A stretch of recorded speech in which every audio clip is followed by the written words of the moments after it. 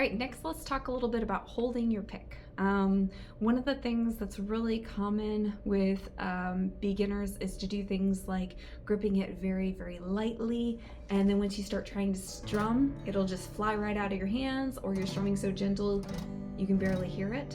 Another problem that I see a lot is people that don't want to drop it, and so they may grip it with several fingers or grip it really hard, and you get a sound that's more like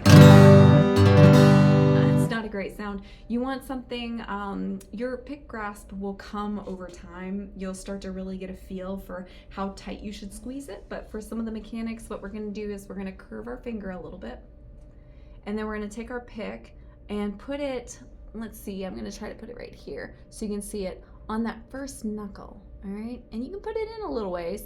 Grip it with your thumb. You should have just a little tiny thing sticking out at the end there.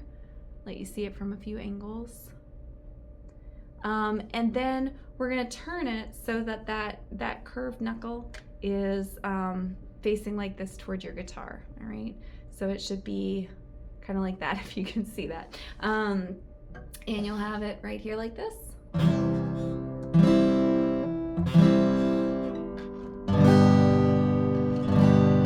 What I would recommend you do at first is to only strum down.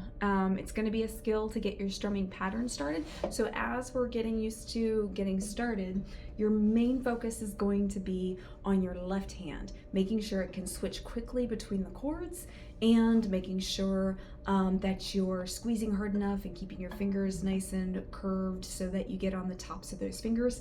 Your right hand, the only thing that you should really be focusing on right now is grasping the pick properly.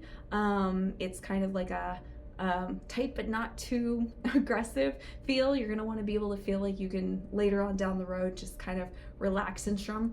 But for now, that's the biggest thing other than strumming from the right string. So focus on those. Don't worry about sand and fancy. If you can get these basics down, it's going to take you a long way. We're going to meet in our next lesson in a minute for your first 2 chords, and I'm already going to start you off cheating. We're going to learn G and what I like to call cheater C. All right.